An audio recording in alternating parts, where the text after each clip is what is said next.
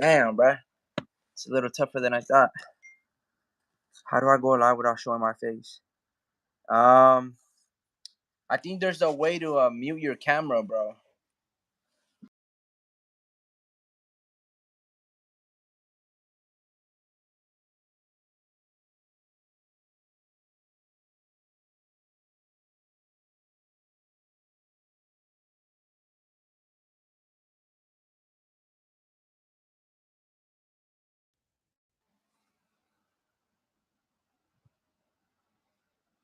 Yo, did you get that invite? Oh, yeah. There should be a section how to make your screen go to your default warp speed profile. Yeah, don't show all that, bro. You're going. It's all good.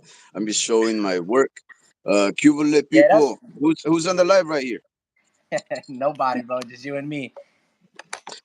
So as you can tell, guys, we're working on the 1970 Impala right here, just cutting up this baby. Lot of work, lot of work. Can you guys get that stream right there? Yeah, they can see it, bro. All right. So yes, thank you for the invite, the homie Ricky. Right now we're just cutting out these floor pans, so that's why I was a little late. But I hope everybody's having a good day. Yubole, and who's on the live with us? Nobody, bro. Just you and me for right now. I was gonna All right. say, is there a way? Did you guys manage to find a way to put a default pick or no? No, it's all good. I remember somebody once invited me to a live one time, and uh, I was able to not go live, which is cool. I don't care.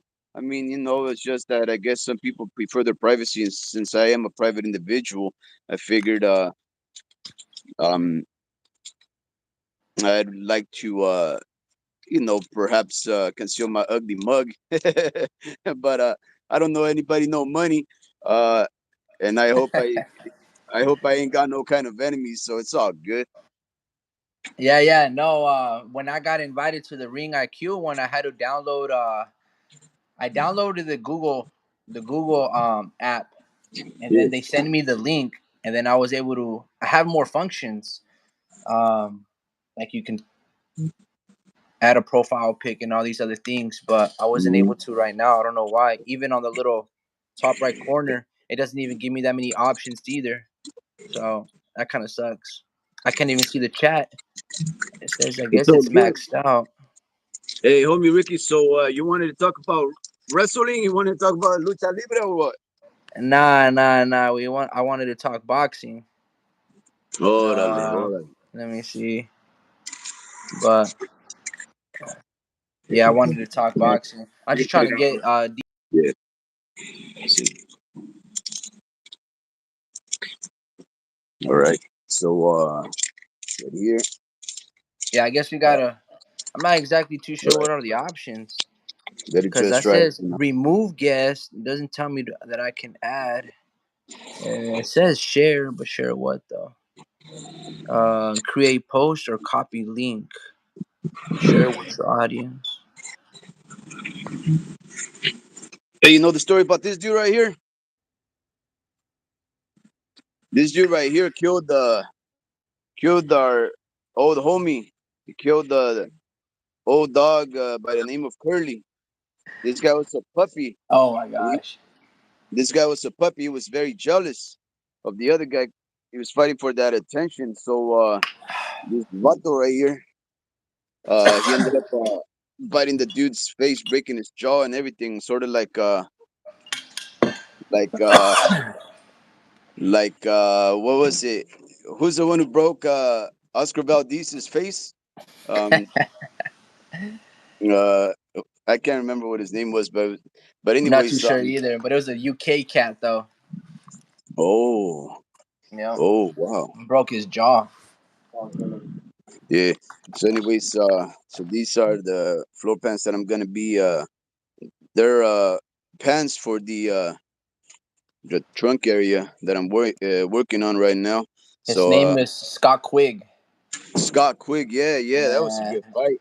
Yeah, that was a tough fight. That's when Valdez showed his grit, his moxie. You know, he's yeah, definitely gritty, and yeah, that's a good fight right there. That's when you knew that that guy could step it up. But anyways, uh, yeah, man, thank you for that invite. So no yeah, lucha yeah, libre, yeah, huh? yeah, for sure, bro. No worries. All right, man. Well, I guess we're not gonna be able to have Diesel with us, which kind of sucks. But I guess we'll figure this stuff out as Yeah. we practice more. But yeah, man. Well, let's get to it, bro. The big elephant in the room, man. What are your thoughts about Terrence Bud Crawford versus Errol Spence?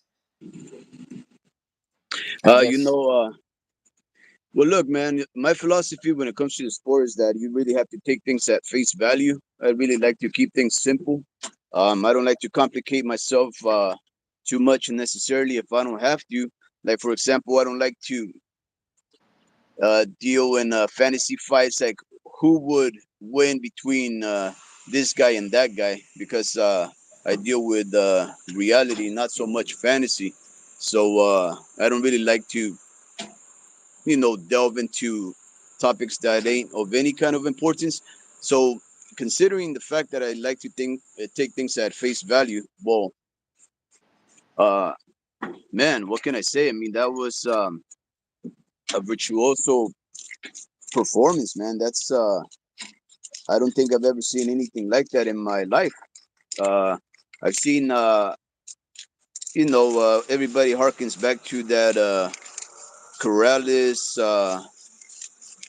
Mayweather fight. That's something equivalent. And I'm sure I've seen other fights here and there, but in my old age, it's hard for me to really, you know, uh, think too clearly. And right now, we're working with spray paint and chemicals, so it's probably killing more brain cells and neurons.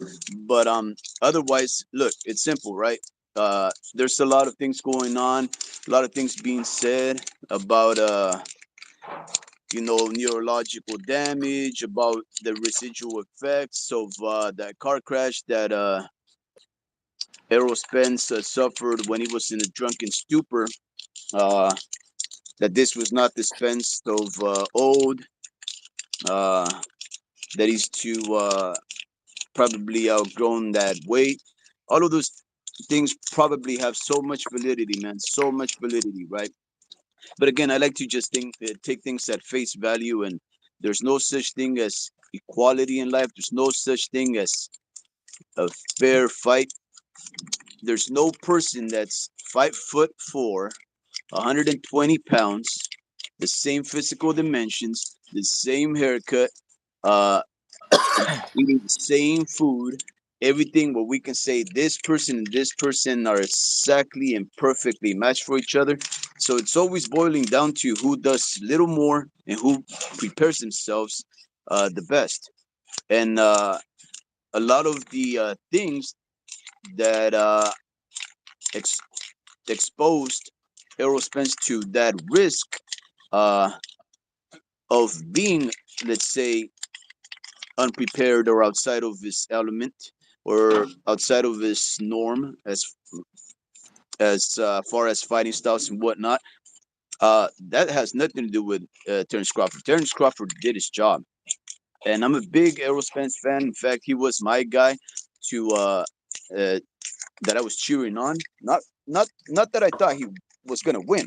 I mean, we know that Terrence Crawford is a generational fighter. Uh, he's a talent, like we've seen. He definitely will go as a shoe-in Hall of Famer. Mm, he's a very special fighter. Uh, so I expected him to have the odds in his favor, which the bookies had, and most pundits and even the fans, for the most part, I would say, knew that it was going to be a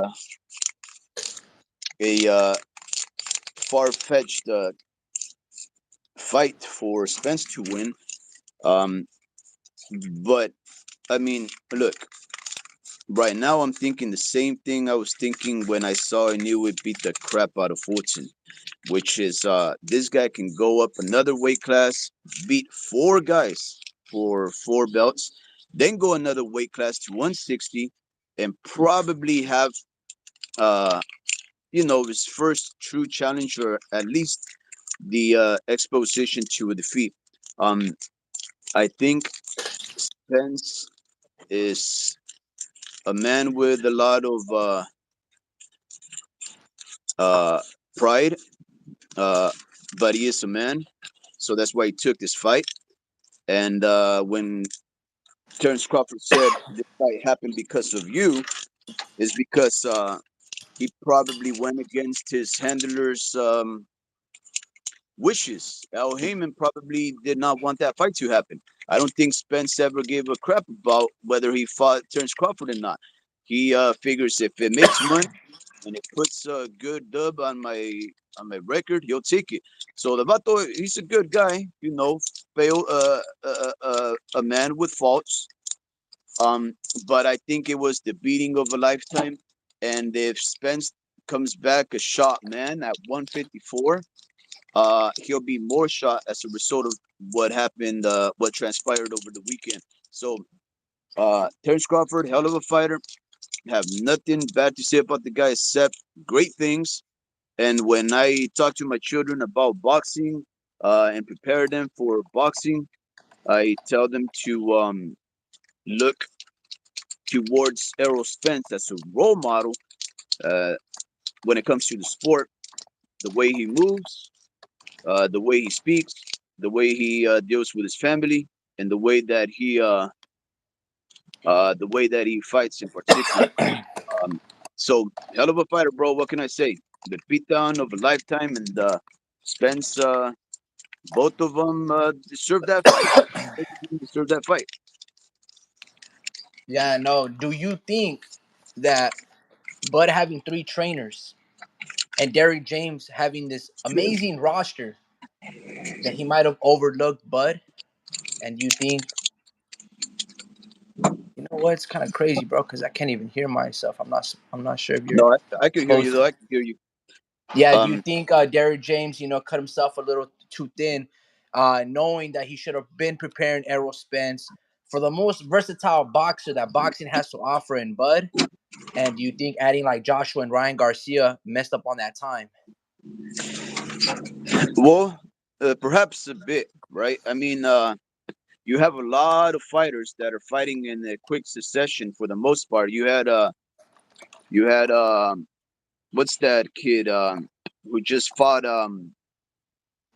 what's his name, who had that fight with that um Armenian guy, or he's Derek James fighter. Ryan Garcia fought what, month and a half ago. Then he had that fight last week, the week before, I mean. Uh, and now he's training Anthony Joshua for his nemesis. Yeah, he probably had to divert his attention to a lot of fighters. But here's the thing, bro. Um, the thing about Errol Spence, right, is that he has the same style all his fights, right? And I don't think you can really prepare for Terrence Crawford as much as you can use your ring IQ and experience to figure things out on the fly. There's definitely a lot of footage on the guy, so you can prep for some things. But I just think that Terrence Crawford is one of those fighters that you think you have him uh, let down because there's a lot of footage on him, and you think you know what he does good, but not until you take that first hit, then you're like, okay, all right. Not until you see how he moves, then you're like, okay, how elusive he is. Um. So you can do whatever you want, bro, and a lot of people probably have figured out some plan to approach um Terrence Crawford, but the reality of the thing is that Errol Spence was probably gonna approach Terrence Crawford in the same style that he's always had, and he was not gonna be able to implement anything new, especially after having looked the worst version of himself against Jordanis Ugas.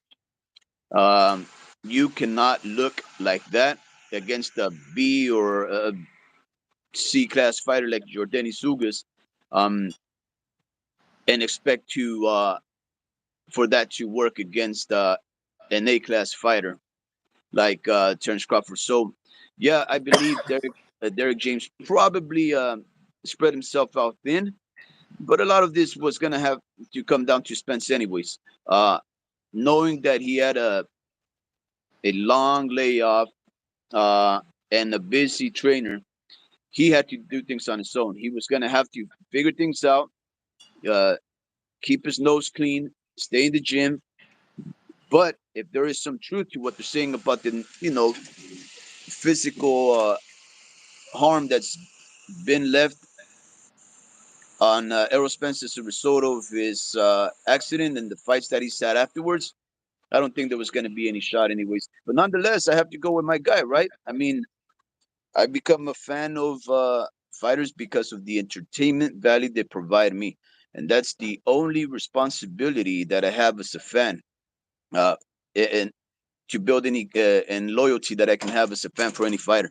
So, Terence So, Crawford provided so me with all entertainment. that being said, do Mhm. if they had a rematch around December, November, are you buying it and do you want to see it No, or no?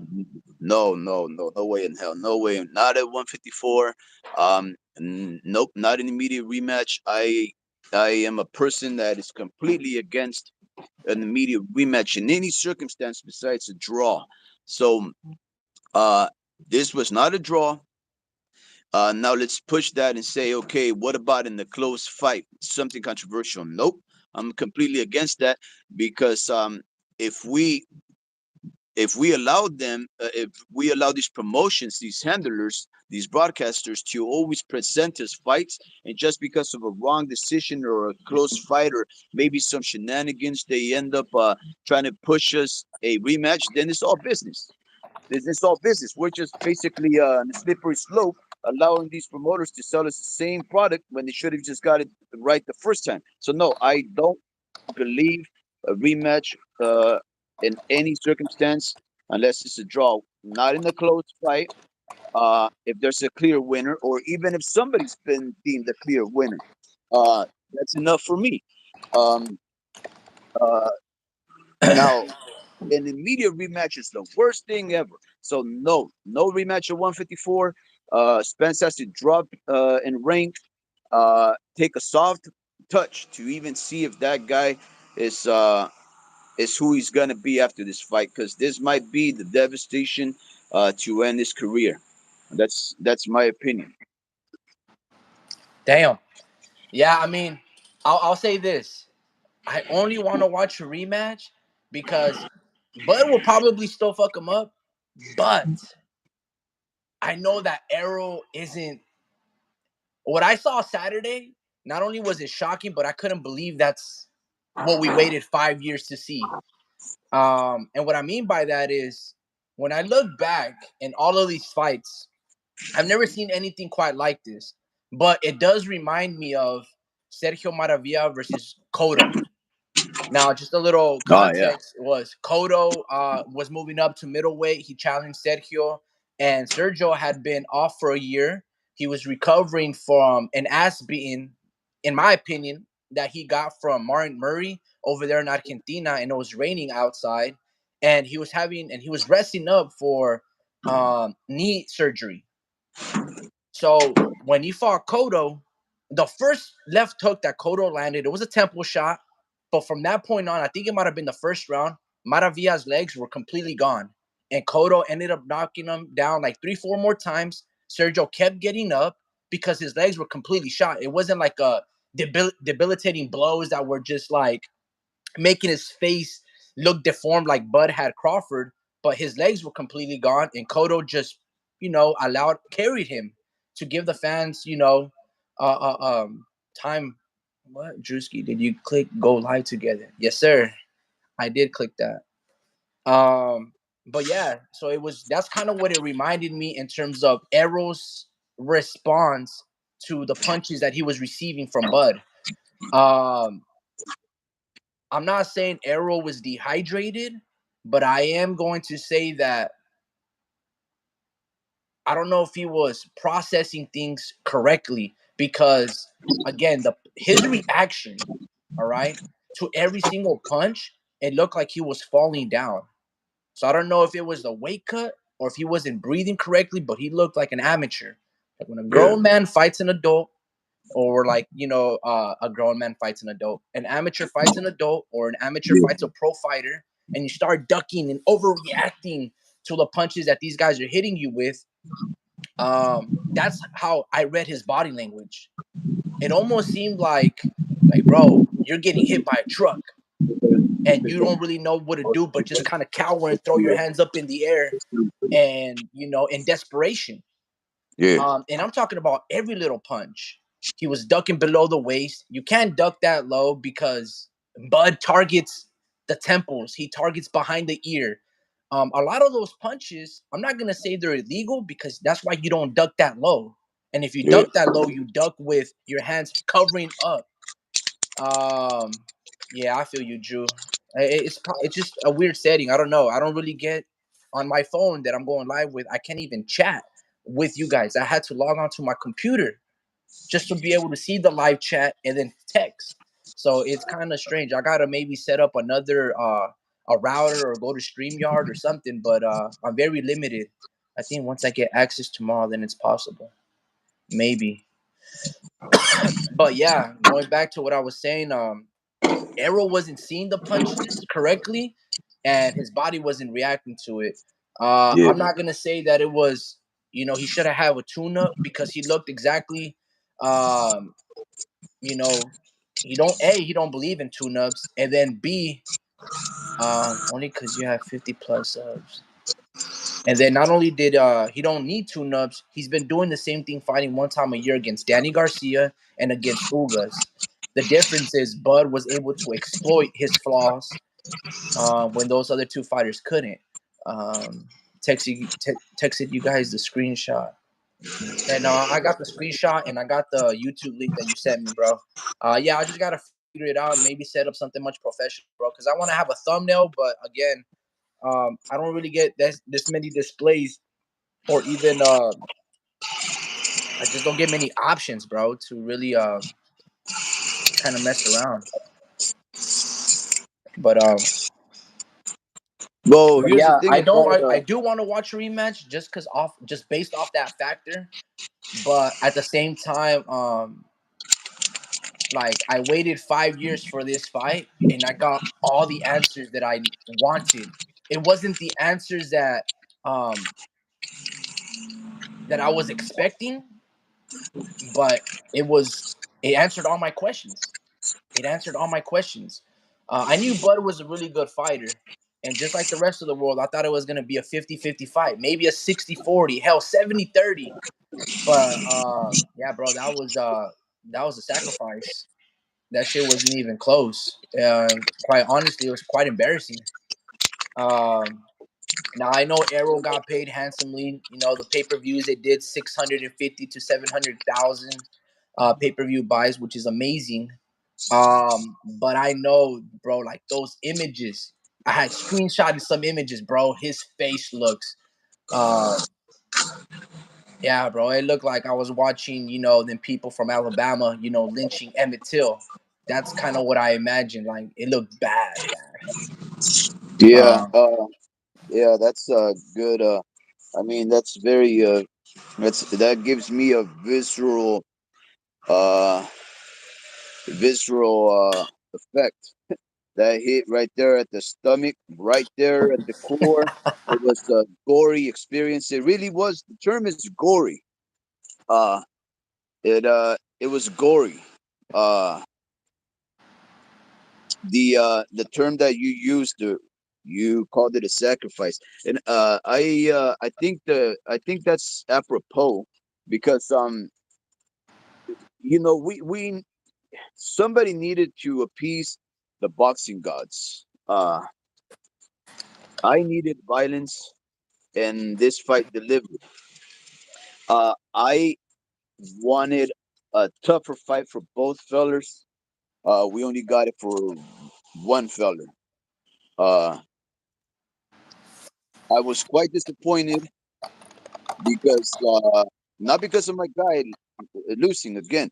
I I was cheering on Spence for a couple of reasons. The first of which is that I do admire the resilience of Errol Spence surviving the trials and the tribulations of all of his own creation, all of his own device, not intentional, but definitely accidental, that put him in this situation where he was a toothless, uh, retina detached individual uh, with dentures at age 33, 34, 35, whatever he is. Um, and he would still go on to beat somebody like Danny Garcia. Because if I'm not mistaken, Danny Garcia is nobody at 147, but he was great at 140 and 135. I think he's done good things in 3 or 4 divisions. So he's not a soft touch. He takes that guy on after flying face first out of a window, believe some kind of a Ferrari, some foreign make vehicle, lands on his face, and after undergoing surgery and whatnot, still takes on that guy, beats him. He goes on to beat the guy who beat uh, a shoe-in Hall of Famer, uh, who had just beaten uh, Keith Thurman and Manny Pacquiao, legend. I gotta give that guy credit. Again, I give people credit face value, no questions asked. I don't think there's any controversies. I don't care too much about the conspiracies. Who said who up for a loss? I don't care. It happens. Whatever happens, happens. But this is the guy who I was cheering on. The guy who can come back from that kind of uh, physical harm, uh, and still take on champions with no soft touch, because those aren't soft touch. They ain't no tune-ups. He ain't no tune-ups. So he's a man of his word, and he kept that part. So I gotta respect that man. And he puts on very entertaining fights up until he didn't, and that's why I became a fan. And the other reason is because I love the many reasons, but he was a guy who liked all that. Uh, and he was the underdog, so of course I was going to cheer that guy on. But I would never bet against Terence Crawford. That's why I didn't bet no money, because I just wanted a violent affair. I got a violent affair, but I did not get a good fight. And It, I if blame you're Ryan people Garcia for and this. Anthony Joshua, do you start second guessing your decision to go train with Derrick James? Only if you can get in the door with Bomac, because like you just saw what happened just what 12 hours ago. 12 hours ago. Uh, what's his name? Uh, Connor. Oh no, Chris Eubank. Chris Eubank contracted Bomac so he could train him. Um, so that's the news of the day. No, I don't know if he was already pondering making that drastic move, leaving his father as his second trainer and Roy Jones Jr. as his first. But I mean, after a long layoff of about a year, year and a half of controversy with a drug, a pet use, and otherwise, maybe he just needed you know, uh, a fresh start. So he chose what is arguably right now the the coach de jour, the man of the hour, the guy who put the man that almost killed another in the ring. But Uh, wait, who made the move? Chris Eubank or Connor Ben? oh yeah, yeah. Sorry, if I'm not mistaken, it's Chris Eubank, bro. One of those light skinned black guys from the UK. Uh, man, I've done a lot of experimenting in my youth with drugs, so I don't remember the most things so vividly, and even my short-term memory is shot. So if I get the names wrong, I apologize. But I think it's Yeah, it's Chris Eubank. Eubank, bro. It's Chris Yeah, it's Eubank. Eubank. Yeah, Yeah, no, it's I mean on Eubank versus Leon Smith, right? Um yeah, Eubank fought like an amateur. Also like Arrow, bro. It's like when you're getting hit with shots, you do not raise your head. You stay low. You keep your chin tucked down. And this guy was hopping up and down, trying to evade these punches as if he didn't see them coming. So I don't know if it's the lack of hard sparring. I'm not too sure if it's the lack of just defense or really like studying your opponent. But Arrow and Chris Eubank against their respective opponent, they look lost as if they didn't study these guys. Um, Now Beefy's a solid dude. I like Beefy. I knew he had heart. I knew he I had like him. grit, and he has some nice combinations. Because when he fought Canelo, he gave him a good fight. So Chris Yeah, Eubank, I thought he fought a completely different, a wrong style against Beefy. The way you beat Beefy with the athleticism and the hand speed of Chris Eubank is how Joe Cordina beat Rakimov. How Joe Cordina and use those little, pawing jab to set up his uppercuts with the right hand and throw the two. That's how Chris Eubank has to fight Liam Smith. Liam Smith is fights a lot like Pitbull Cruz in terms of his side to side defense, like head slipping and a tight guard. You have to turn him. And if he gets you up against the ropes, you do not want to sit in the pocket with the dude. The dude is tough. I mean, bro, he beat Jesse Vargas too. So you gotta like stick and move and like box. Unless you pop some nasty uppercuts. But yeah, Chris Eubank trying to be a slick boxer, that's not gonna work. He has to fight like Joe Cordina and Eubank's hand speed. Like he just has to let his hands go. That's his strength. That's his defense. Just be first.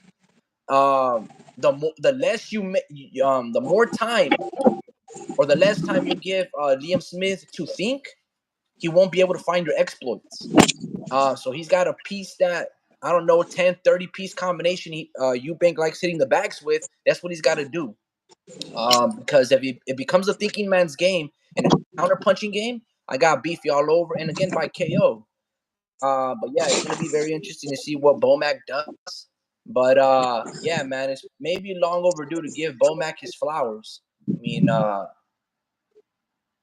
to my knowledge, well, he this only is has one fighter that he trains. So it's not like he has a Terrence Crawford blueprint where he can kind of replicate the success that he's having with one fighter over to a few others. But if Eddie Reynoso can be trainer of the year just by having Canelo, then I believe Bomac should be giving that same praise, if not even more so, than Eddie Reynoso. But yeah, it's gonna be really interesting to see where Bomac comes. We have a really hardcore title. what What I you mean think. by that? Uh, Well, the thing about that though is that I think when Eddie Reynoso the nomenclature in the election for trainer of the year, I think not only did had Valdez just came back from no, what was it? I think Canelo had become undisputed, and he had done some other thing too. Like one other of his fighters had like so it wasn't that he just dealt with one guy. He was able to work with a couple of guys and do something out of their careers. So I think when Eddie Reynoso became trainer of the year, he really deserved it. Now, as far as uh, Bomac, uh, he only deals with one guy. So obviously his time is concentrated on one guy. So say what you will about it, it's much harder to train two, three, four guys, a whole stable, a whole pack of wolves than just one feller. Uh, so, but again, yeah, what s- what what Terrence Crawford did uh, by becoming a two-time undisputed says a lot of good things about Bomac. Um, So yeah, if he takes it, that's all good. I mean, we still have half a year left to go, so we're not too sure uh what is to happen. I mean, why can't we do the same thing for, let's say, uh Naoya Inouye's trainer? He can become 2 times undisputed come October or November. So that's another accomplishment, and he's doing it in another weight class. And I don't think I don't think uh Naoya Inoue would have an issue. But let's say going up another weight class of 126 and beating Venado, Ruben Villa, um, Warrington, Lee Wood, all them dudes. You become undisputed right there, the third weight class. But again, right now it's and we don't even know nothing about Naoya Inouye's trainer, except that he's got that big old tall Lincoln Japanese guy that sucks. Yeah, I got you. Yeah, I understand. I think it is a little unfair that you have to replicate a level of success to other fighters. All you need is one. All you need is one. I don't think you need 10 or a big stable. Trainer of the year, kind of like coach of the year, don't mean you have to coach other basketball teams or other NFL teams. You're the best trainer of that year based on what you do on that year. Bomac deserved Yeah. that title. Um, but yeah, I do get your point. I believe Naoya anyway. He's a gorgeous fighter. The way he's piecing together his combinations, his speed, his power, his intellect. Um, yeah, that guy's the real deal.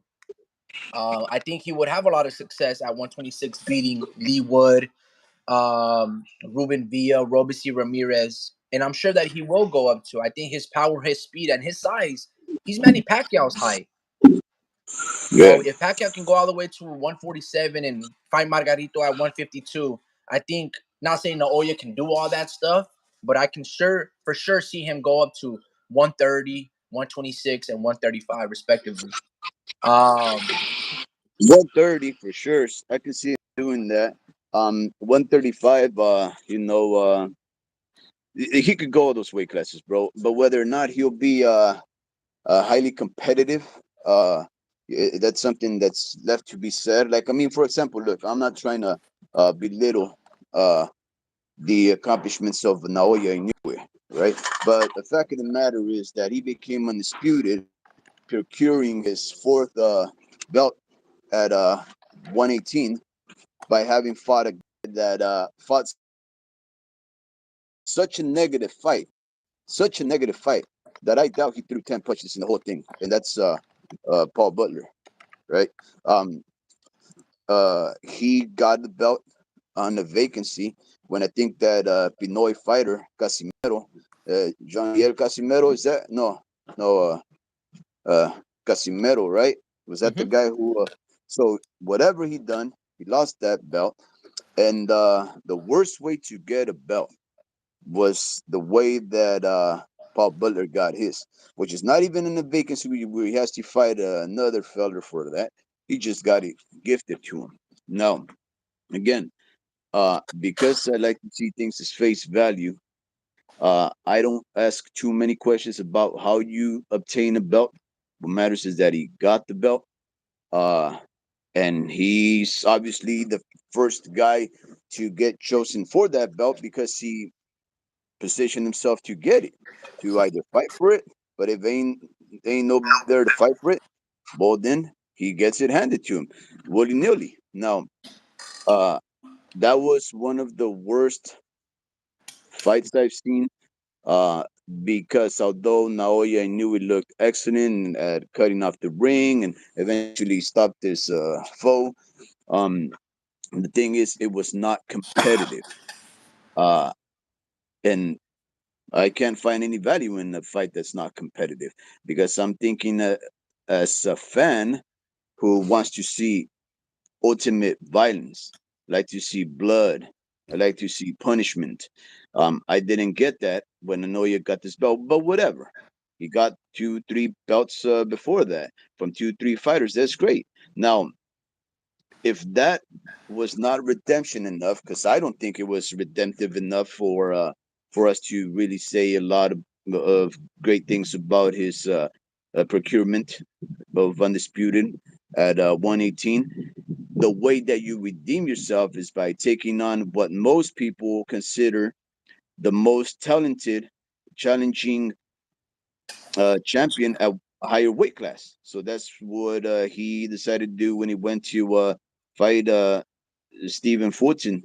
And so this is why I do not discredit uh, Naoya Inoue. Now, there's another champion, I believe, another Pinoy who Tapales, I believe. I can't remember his first name, but he has the other Yeah, two. Marlon Marlon Tapales. Marlon Tapales, yeah. He has two belts, bro. Uh he got two belts. I think he had one, and I think he unified versus that kid that looks like M Bison. He wears that funny M Bison hat from Street Fighter. Yeah. MJ What's his name? Akhmaduliev. Um, Magdaliev, yeah. That was a good fight. Tough fight.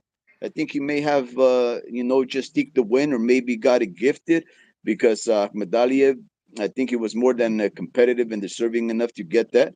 Um, I don't know how Eddie Hearn's fighter at an Eddie Hearn uh, event, if I'm not mistaken, got that. Uh, um, but anyways, that's just what happened, and he will beat that guy. That guy is good. Don't get me wrong, but again, we have a very gifted, unique fighter in Naoya Inoue, and he should be able to get those two remaining belts from Marlon Tapales, and then go on to, let's say, take on the toughest fighter at 126, and we're gonna see who that is. Come September the 15th, if I'm not mistaken, when uh, Alberto El Venado fights I think Joet Gonzales. Yep. That's a that's a tough fight, man. That's a tough fight.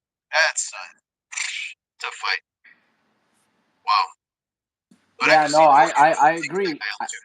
I think Naoya, I think if he were to move up, well, I would like for him to fight Marlon Tapales, and then that fight will most likely happen. But I would also like him to fight MJ Akhmadaliev because me personally, I thought MJ Akhmadaliev is the best 122 pounder. I thought he was better than Stephen Fulton. Okay, I thought he won against Tapales. I thought Tapales was a good competitor, right? But if you don't give, all right, I'm just gonna compare. If you gave, if the judges gave Marlon Tapales the victory over MJ Akhmadaliev, but they refused to give Lomachenko the victory over Devin Haney, I felt like there was some injustice there. You either got to be consistent. Either Marlon and Lomachenko win, or MJ Akhmadaliev and Devin Haney win. So I'm not saying there's some politics at play, but I felt in both situations, I felt Devin defended his belts well against Lomachenko. Mind you, I did see Loma winning the fight when I watched it live.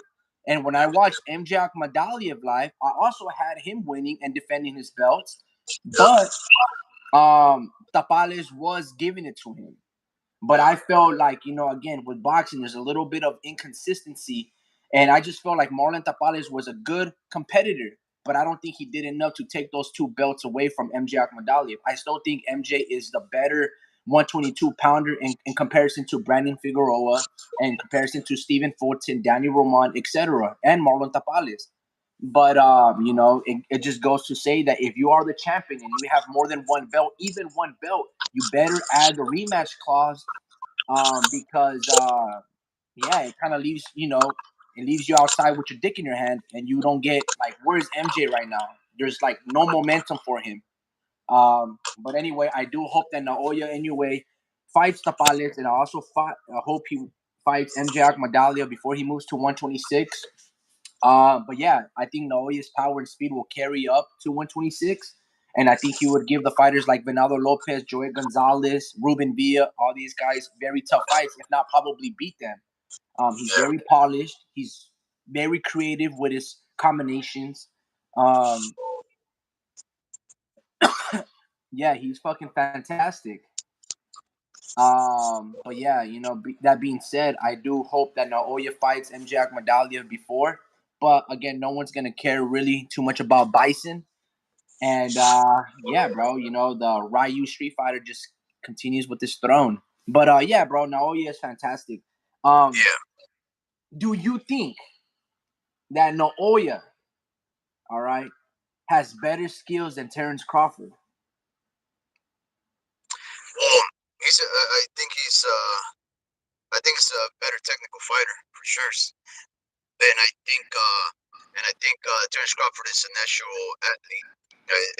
That's what I think. I think he's just so naturally gifted and talented that he can do stuff that perhaps Naoya knew in his perfect technicality wouldn't even be able to do, because uh, a technical fighter has to take on a certain type of form to be that technical.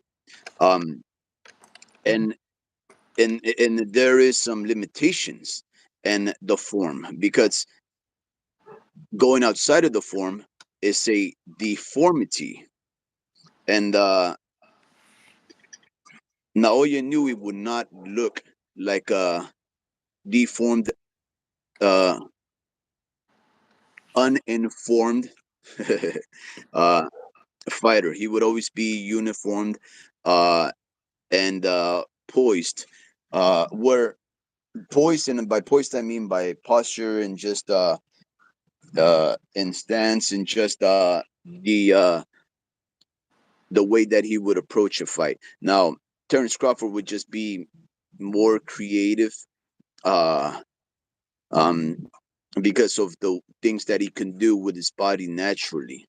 Um, Drewski asks, Inoue not gonna collect all the belts at 126, huh? That'd be too hard.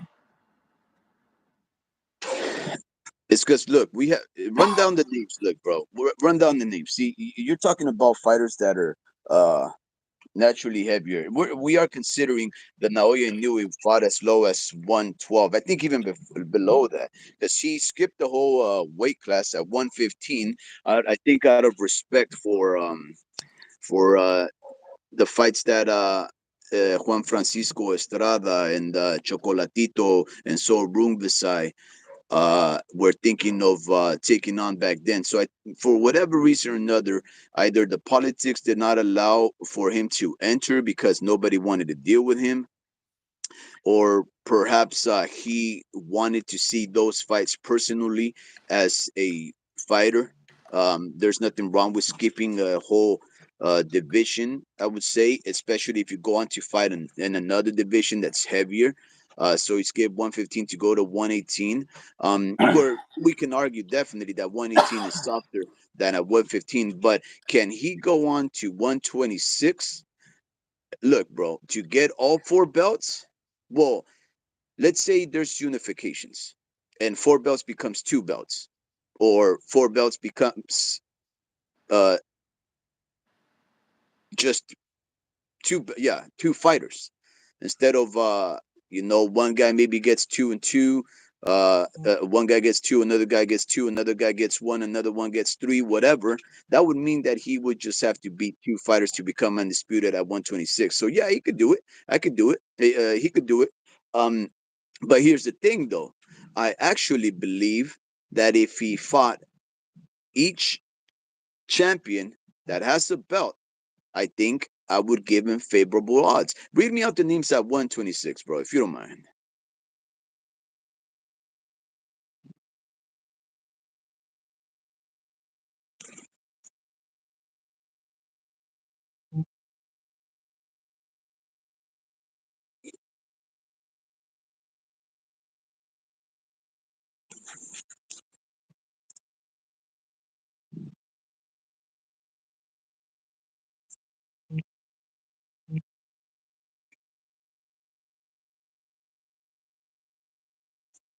Okay, so Ray Vargas, right? Ray Vargas.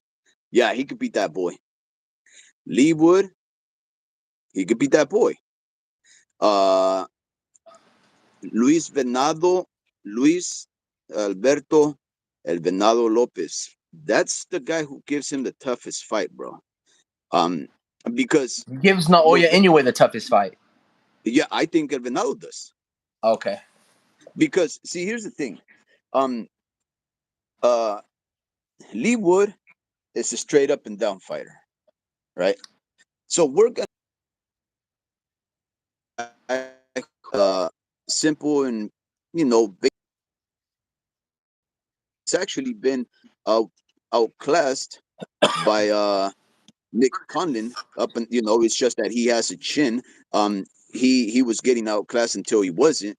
Uh, and then he just got, he just beat that boy.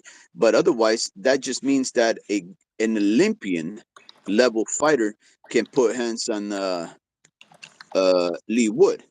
And he's already lost, so there's a game plan for how to beat that guy.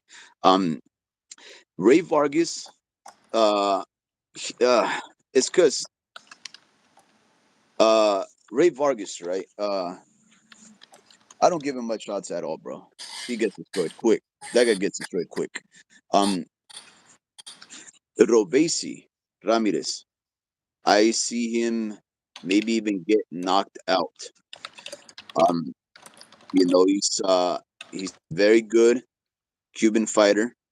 Uh, you know, elusive, but in his desperation to perhaps try to make a name for himself, the boy goes on and basically becomes a dog, and he beats this one guy just like 2 3 weeks ago, right? It's fine, it's fine. It's good. I think it may have even knocked him out, if I'm not mistaken. So that's some surprise, because most of the time you tend to think that Cuban fighters don't really look for the knockout. They're just there to win on points and whatnot. But he did a good job there.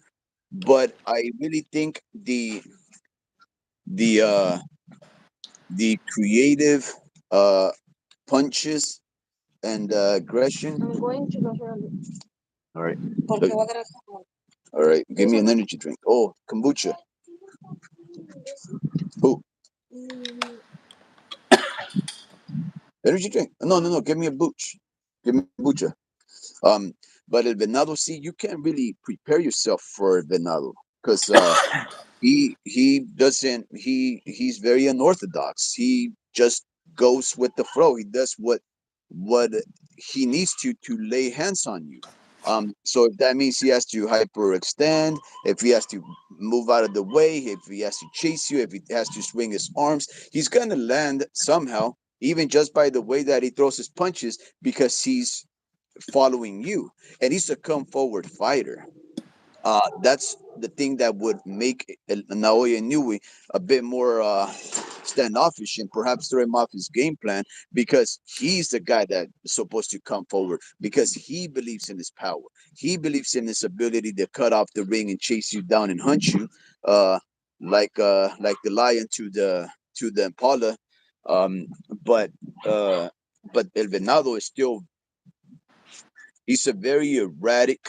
Uh, Unpredictable fighter, and I think that unpredictability is the thing uh, that a fighter needs to fight somebody like Naoya Inoue. Unless you're a completely better technical fighter and you're just naturally bigger than him, and I don't see anybody at that weight class being better than him. Not even Robesi Ramirez. Do you think? Because if the cards play correctly, Yeah, Ruben Villa could beat Venado Lopez and pick up a belt. Ruben Villa might unify with Robeisy Ramirez. Let's just say a what if scenario. So yeah, in a reality, we can see yeah, Naoya Inoue fight Ruben Villa, because Ruben Villa right now he's ranked in the top 10 in the four sanctioning bodies. Okay, he's like yeah. ranked number 8 in like two of them. The other one he's ranked 10. The other one he might be 11. But basically, he has standing in all of those sanctioning bodies. So we bring this all to say, since we're talking about the featherweight division at 126. Ruben V is fighting on the undercard, and he's fighting Brandon Valdez. I've never heard of dude. I've never heard of Brandon Valdez. Um, right, but he's 15-3, and basically, I don't know if Ruben Villa has a, if he has a 3-fight deal or a 4-fight deal with Top Rank. But if Ruben takes care of business and he knocks this dude out, he most likely will fight the winner of Joet Gonzales and Venado Lopez. More than likely, Lopez will win. So Ruben Villa is going to rematch a dude that he previously defeated. It was a good match. In fact, it was one of the matches where Ruben Villa looked beat up. Like his face showed swelling. His face showed maybe a little bit of blood. And in the Navarrete fight, he didn't show that. So that is all to say. If somehow Ruben Villa is a unified champion at 126, and after Naoya takes care of business at 122, who do you see winning, Naoya or Ruben Villa? And he starts thinking, and then the guy starts thinking about the lady, like, why you say that? Why you say that? Don't know. Well, first we have to consider, right, that that we saw the maneuvering. We saw the maneuvering uh of Top Rank to position to position women. Always asking for the money card, bro. You gotta learn how to mute your camera, bro. You gotta put that shit on dark, bro. It's all right, bro. I don't care. So, anyways, we're on the live. We're on the YouTube live, and everybody's hearing you talk down to your husband. Yeah. Well, they should know I call the shots. All right. She just kidding. Anyway, so look, we saw the political maneuvering, and I think I wrote about it in one of my posts. I think it was to Boxing Beats and Rhymes when they were talking about 126 a couple of months ago, and I mentioned that Ruben Villa had just signed, if I'm not mistaken, a 3 or 4 deal contract with Top Rank. Or maybe even Ruben Villa said it himself in his Instagram. I'm uncertain right now, but I I expected that they were gonna maneuver him to become a champ at 126 because Top Rank has the fighter at 126. If I'm not mistaken, maybe 2. Um, and Drewski says 3-fight deal. So this would be his second tune-up. So more than yeah, likely, if he wins this one with incredible colors, he's gonna either fight a tough contender or he's gonna fight the champion. so Ruben Villa, he made his Top Rank debut in Stockton, California, maybe about a month and a half ago or 2. He looked stellar. He beat the guy who he was supposed to be, non-ranked fighter, or very low in the ranked fighter that we expected him to stop. If I'm not mistaken, you were there to witness the event at the fight venue. Um, but I really thought that was going to be what you would call his easy breezy fight, right? You cannot sign a fighter that's not established and not known, not well known, and just put him up with the Lions and the Tigers and the Bears. So my right. I expected him to have that easy touch, but I did not expect him to have another easy touch.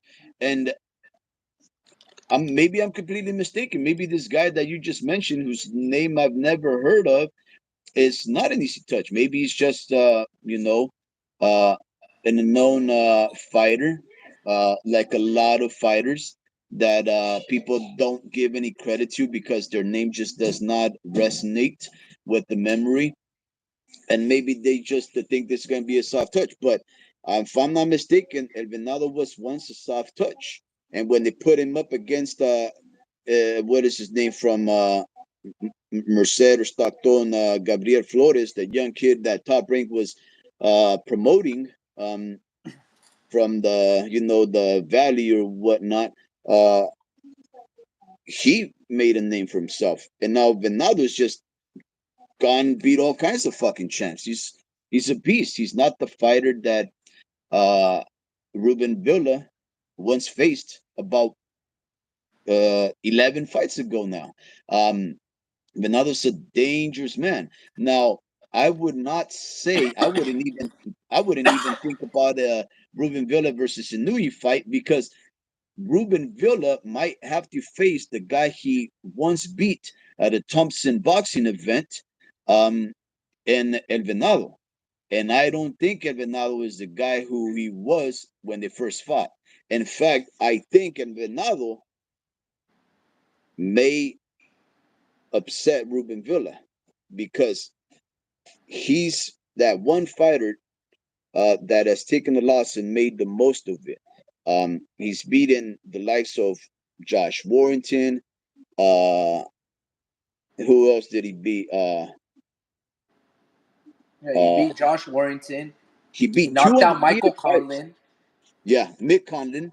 He and then beat he two also undefeated beat fighters. Gabriel Flores. He's been on an amazing run for a guy like you were saying, who's been the underdog. When he fought Gabriel Flores, I remember the bookies. I believe he was plus 1,300. That's 13-1. Like, he was an underdog, 13-1, and they got that shit wrong badly. And yeah, but here's the thing. The reason why Venado is an overachiever is because guys like him and Navarrete, these guys throw Superman punches. They leave their feet to throw wild and long shots. It's kind of like coaches tell and they teach their trainers, oh, shorten your shots, throw short blows. Venado and Navarrete are guys that they kind of like break the rules of boxing. And there's a guy, his name was Giovanni Segura, and he used to throw these wild ass punches. You remember this from Yeah, yeah, Estrella yeah. Azteca or I Azteca think, Box. yeah, El Jaguar or something. Yeah, and they used to throw some wild punches. And when I thought Ruben Villa, when he fought Venado Lopez, he was plus 350. I put $300 on him, and I came up short. And guys like Venado and Navarrete, they just washed him. And I was obviously I was heartbroken, because I was during the bubble during COVID, and Navarrete just landed some, like, even when I look at him, bro, like recently against that white guy from Australia or New Zealand, Liam Wilson, the boy hit him with a left hook. Yo, what's going on, Larry? Listen, appreciate you checking in, bro. Um, and Navarrete just looked like a fat, skinny guy. Like every punch that he throws, I just feel like they're overachievers. But Venado Lopez, going back to him, yeah, man, he's been his run has been incredible, and he's beating a lot of guys. And to your point, yeah, I think he could upset Ruben Villa. I would favor Ruben because he's more polished. He's got a deeper amateur record, but their careers since they faced, Alberto Lopez has stole the show. He might be the top featherweight at 126, and I Ruben think Villa so. might just be a top contender. Yep. Now, It's very yeah, yeah. interesting. Now here's the thing, though. Now here's the thing. When Ruben Villa fought El Venado and that Thompson boxing, we will surely miss them. They put on fights in the Southern California, Northern California circuit for nearly 25 years. Great fights, cheap prices, always family friendly, a very intimate, smoky event. Um, they just had their last fight 2 weeks ago, and they went defunct. We'll surely miss him, and hopefully some other promotion fills in that void. But nonetheless, when they fought about maybe I would say 2019, maybe 4 years ago or so, um, it was a tough fight for Villa, and I think you and I had this conversation uh, before, and I think you reminded me because I watch so much boxing, I really forget about 90% of it. That's why I'm only impressed by ultimate violence. And I remember those fights. But a lot of fights, whether they're good or good enough or just great accomplishments, a lot of that thing would just uh, fly right by me because I ain't got the kind of storage to retain all that data. But that's a warp speed pun right there, by the way. Anyways, when they fought, Venado gave Ruben Villa uh, to that point the toughest fight he's had. Uh, and then, of course, the other Mexican underdog.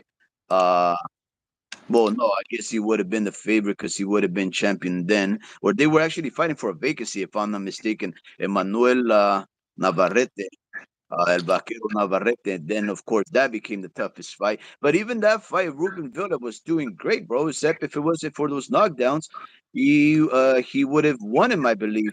But it was a tough affair. Very close. I think Ruben was just outboxing him. But he needed to really dig in there and just like trust his power, or maybe he ain't got that kind of power to really like go all out on. But he was definitely boxing and had so many advantages over El Vaquero that he could have won it much without much controversy had there not been those knockdowns. But those knockdowns plus some of the other closer rounds, the top rank fighter took him. So that's how politics works. But Ruben Villa is going to be a tough contender, and I do expect him to become a champion at 126. And I do think he can beat El Venado because he's beaten him before. But I still do think that if he decides to go in there very cavalier, like I believe Chris Eubanks went in with Liam Smith, then he will lose this one, and I would not be surprised if El Venado knocks Ruben Villa down and maybe out, because for these kind of fighters, uh, you cannot take them lightly, and especially with that run he's got, bro. Now, El Venado has so much more experience, fighting different styles, fighting on the road, fighting with stadiums, with you know. 15,000 people, 10,000, whatever, 5,000 people, uh, chanting the songs in their favor against yours. The disadvantages of traveling, acclimating yourself to another time frame, another culture, another language. He's had to overcome all that and beat these champions with all odds against him. And he was able to do that. Um, Ruben Villa has not been in that situation. He has not been in a major event where he had to have a bunch of people screaming in favor of his foe. Um, and even this fight, if I'm not mistaken, is going to be in San Antonio, uh, Texas, Corpus which Christi. the Corpus Christi, Corpo I de think that's Cristo, in. I think that's in Austin. Austin, Corpus Christi, Amen. Um, that's probably as far out as it gets for him. But Rubenville is definitely a gifted fighter, very good, crafty, southpaw. Give him good odds. He's beaten him before, but uh, El Venado has to beat Joet Gonzales, who's a tough cookie. Um, but he's beaten tougher guys before.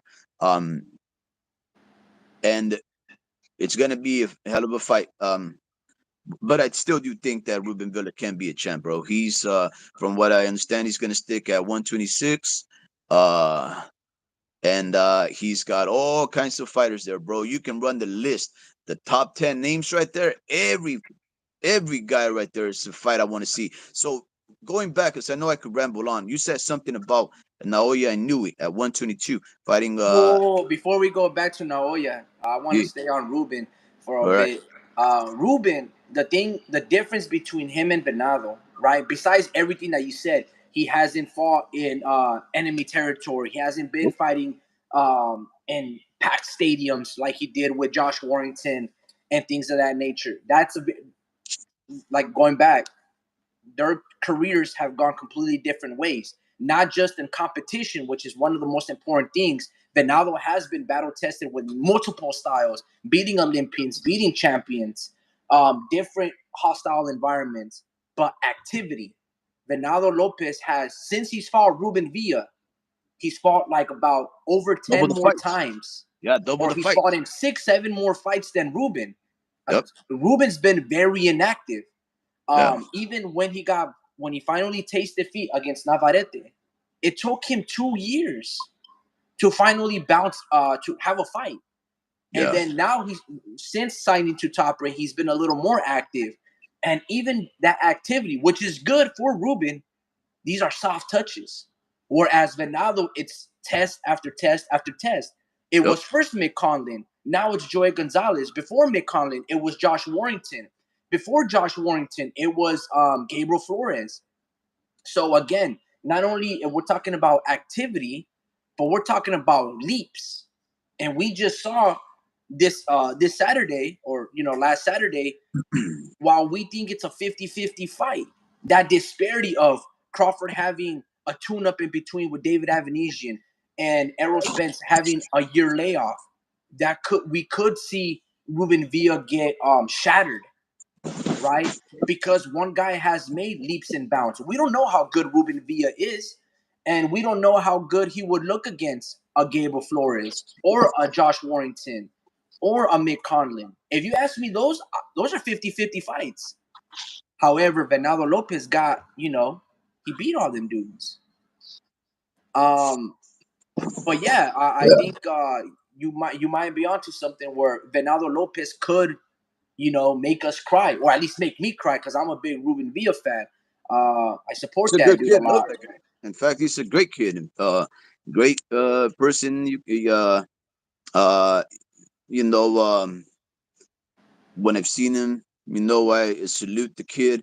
Uh, some of our fighters do spar with some of theirs on occasion. Some of our fighters sometimes fight theirs on occasion. They got a good camp. They got a good coach. They got great people. I know them. Uh, Not Ruben, but I know some of them personally. Great dudes. And I, of course, would cheer on the Salinas Hold on, fighter. not to cut you off, but Larry Liston says it's a pretty good card. Both Conceição brothers are on there. Robson Conceição. Oh, sorry.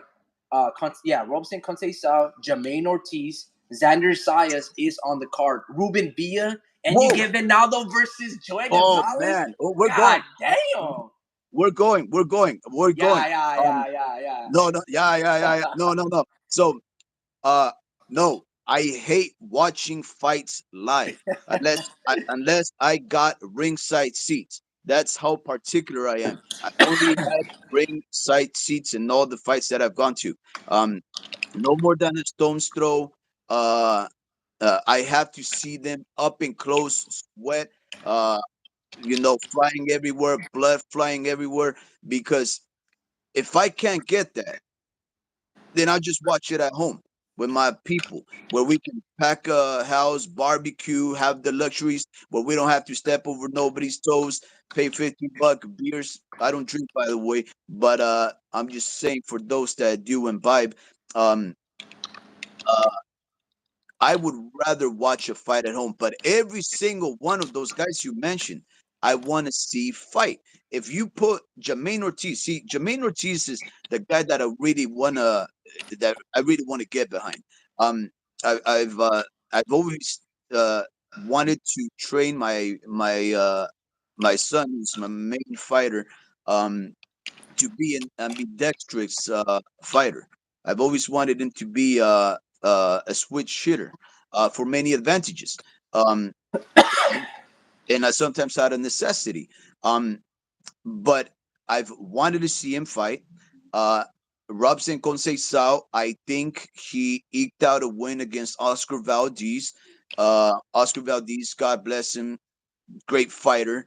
Wow, who else did you mention? You mentioned Sayas and ooh, oh my goodness, that's I don't know when those tickets drop, but when they do, I'm gonna put on that notification because I might just travel to Texas to go pay them a visit over there.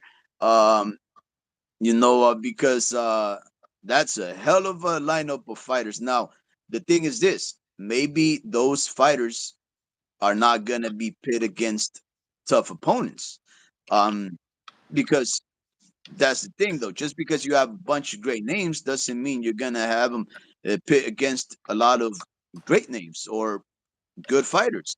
So it just depends. I do need to see the who they're gonna be facing. Thank you, Mr. Larry, for bringing that up to my personal attention because I was completely unaware and uninformed about who was gonna fight in that card. But I do thank you for that that notice because that just makes my eyes go big, big like Errol Spence's was after Terence Crawford fight. Yeah, no, yeah, no, it's gonna be really interesting to see, for sure. Yeah, that No, sounds so like a really good night. I can't y- go to it because I'll be there like 2 weeks after. That's when I start my vacation over there. But I'm gonna miss that. Well, I'm not gonna miss it, but obviously, I'll watch it.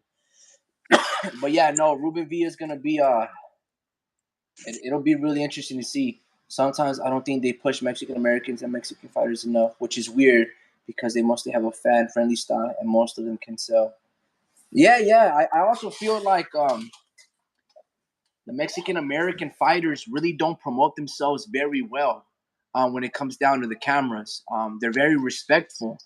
So I just feel like, they do put on a show, but you need that hype.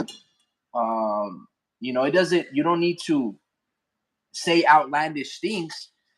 Sometimes the truth speaks for itself. But I feel like when we think about fighters like Lindolfo Delgado, even at one point when he was undefeated, Andy Vences, Ruben Villa, um, let's go with even Bam Bam Rodriguez. These guys are Virgil Ortiz.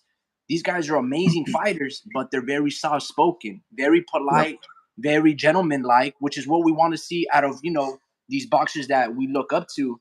But sometimes when it comes down to selling tickets, man, it doesn't hurt to have a hype video or a camera crew, or maybe somebody like Devin Haney, where he pays like this actor who says these rhymes.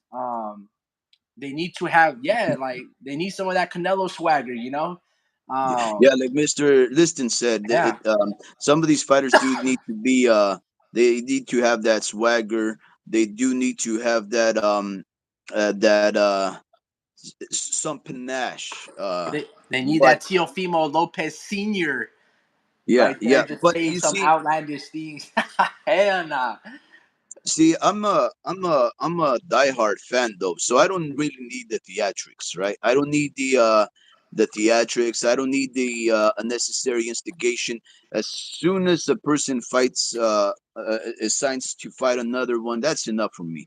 From then on out, I can respect you, especially if the man or female cross from you is a great pugilist, a promising fighter, somebody that I can say, okay, you know what, I can see a lot of possibilities. This is not a soft touch. Then I can, rally behind that fight in general. Now, as far as the casual fans, then of course I do understand that, and in fact, I do also understand that a lot of these fights, they we do need to present them with a backstory for some contextual appreciation because you know if you know more about these fighters, then you can, maybe, you know, maybe have them ingratiate themselves to you, and then you start, choosing a side, which gets you emotionally or mentally invested, and then you want to do more than just watch a fight. You want to know more about these fighters. You want to maybe do a box rec and a name comparison to try to triangulate or to fantasize about who would fight and win if this person was pit against this. I see all that. I see the need for that, especially if it's gonna be pay per view and if the fighters wanna make a lot of money. I mean, obviously, worst thing that a fan should uh, get is a pay per view fight where everybody was boring. And in fact, this build up between Terence Crawford and Errol Spence Jr. was pretty boring until it wasn't. And when it wasn't, um, my hands were sweaty, uh, mom spaghetti, um, from all that anxiety. Um, it was just crazy how quick it went from ah to oh Yeah, my no, goodness. like, not to interrupt you, but Larry makes another good point. He goes, I don't really understand. I'm gonna keep it short, but he doesn't really understand why Top Rank hasn't promoted Valdez versus Navarrete when that has 40 contender win all over it. And yeah, that's another good point. Like, that should have. I mean, I haven't checked on their YouTube because I know they do like in camp training on the Top Rank YouTube page. But yeah, that deserves a face down, a face off. That's a huge fight. Um, Oh yeah, so they have something right there on the Top Ring Boxing, made in Mexico, Navarrete versus Valdez 12 hours ago. But that's just YouTube promotion. They need to and it probably has something on ESPN. But yeah, I agree. They need to really like bring out that knowledge to the fight fans because that's a barn burner right there. Yeah, Yeah. Xander Sayas. Oh, that's a good ass card. No, you so Chushu so Carrington. uh um Mr. Liston is on he's touching on a very important uh point, which is that Top Rank seems to be very remiss in the way that they promote what I agree with him is going to be a potential fight of the year. Um, Both of these fighters are gritty, come forward, power punchers. Uh, they don't take a step back. Uh, they're forced back um, through violent approach. And Top Rank either believes this fight can only make money uh, just by the name itself and from the diehard fans, because if I'm not mistaken, the fight is taking place next week in maybe Scottsdale or Phoenix, Arizona, which obviously is very close to the southwest of the United States, close to those border towns. So they probably have high Latino, Hispanic, uh, Chicano uh, population. So if you have that, you can pack a stadium. So maybe that's what they're approaching this fight like. Maybe the fighters are asking a little more than what they usually ask for, because this is a hell of a it's going to be a hell of a violent fight, and they're probably going to have to expend a lot of money on the medical bills that they would incur from all the physical devastation that they will take from each other's punches to the body and face. But they are still missing out on a great opportunity to make this a highly watched fight where we may not have gotten that from this fight that just happened this weekend. The numbers are great, 650, and I imagine maybe 2 million from people that do not appreciate fighters and the sacrifice they make, so they would rather stream than to just pull $20 between three or four dudes and you know get high definition fights with no interruptions and get some money in the fighters' pockets. And most importantly, to tell these promotions, these are the type of fights that we will pay for. Otherwise, don't sell this plant versus blah blah blah, or soft touch versus blah blah blah, right? Um, but I do agree with Mr. Liston. This fight has fight of the year uh potential written all over it. They're not promoting it well. In fact, I just saw a 30-second, maybe 1 minute commercial just dropped today at 9 in the morning from Top Rank, and I was quite disappointed because I thought that I was going to get more bang for a buck. But if you have to have the fans chase after you to find out what you're doing, what kind of entertainment, and the athletic organized the violence department, then I would say you are making a big mistake and you're quite negligent. Yeah, no, I agree. I think this year, there's yeah, I agree. There's nothing really for me to say. This year has been really fantastic. And we just talk about this next week, between Navarrete and Oscar Valdez. That's been an amazing fight. Jaime Munguia versus Sergey Derenchenko has been an amazing fight. Early in the year, we had Luis Neri versus an Igis Klimas fighter, Azat. I can't pronounce his last name, but it was a brutal fight. And this year it has just Volkanovski. been it this year has been amazing. Joe Cordina versus Rakimov has been amazing. Those for me, when I think about all these fights, sure the Oh pay per my views have been God. great. Devin Haney versus Loma, Kalo versus Benavides, Canelo versus John Ryder. Even the pay per views have been great. But man, bro, like Yeah, it's you been a know great what? year. But yeah, I wish the zone, I wish ESPN, they just promoted those little nitty gritty small venue events. And I wish that they maximize the potential that these fighters can create, because remember, not everybody can be charismatic or can be witty, on the microphone. But that's why you pay promoters, right? And that's one thing HBO boxing, when they used to come out on HBO, they were able to tap with narrative. They were able to create a guy like Triple G, right, who didn't speak English but had a killer smile and brutal KOs. And at the time, he really wasn't fighting anybody, like a Yep. Canelo Alvarez level or even a Danny Jacobs. He was knocking out dudes like Curtis Stevens and Matthew Macklin, but they were still able to write a great narrative where even the casual people started talking about, hey, man, what you know about Triple G? Cotto's running from Triple G. Sergio Maravilla is Jesus. ducking Triple G. Canelo relinquishes belt. Like, you can do the same thing with guys like Venado Lopez, um, Jaime Munguia, Sergey Derenchenko, and I just feel like these new promoters like the Zone, they're a little lazy. They don't really understand. I mean, they create content, but HBO wrote stories. You're right. Even their production, Liev Schreiber narrating over it. Even the selection of music, like the Face Off with Max Kellerman, the Sit Down. Those things built amazing hype, Yeah. and there was quite nothing Incredible. like it. And they were able to make guys like Arturo Gatti and Mickey Ward. I mean, bro, they made movies off these dudes. Imagine a movie of Venado Lopez or the story of. I mean, there's millions of stories that we can tell. We don't always have to make them all popular and pay-per-view stars. But I just feel like they really, I don't know if they've lacked the creativity to do amazing stories, or they got to invest in new screenwriters. But HBO, when it came down to it, those things are revered amongst us fight fans.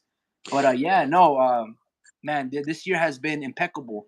And Yeah, this even is though it's been all the fights that we wanted, my bad, I don't mean to cut you off, but even oh, though you're it's good. been the best year that I've ever wanted, I feel like these stories and these fights should be bigger than what they really are. And look, first off, I want to say to Mr. Larry Liston, thank you very much for joining us in this congregation of fight fans. Mr. Liston, you're just naming all kinds of fights that I agree with you.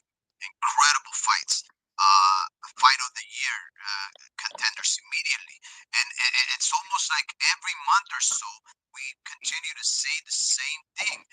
If you just follow the sport diligently and earnestly. Like, for example, the Luis Neri versus Havanesian fight on Golden Boy on a Thursday, if I'm not mistaken, on one of those Thursday night boxing events that are quite sparsely presented to us by Golden Boy, because they just barely signed that deal extension with the Zone to offer us Thursday night fights.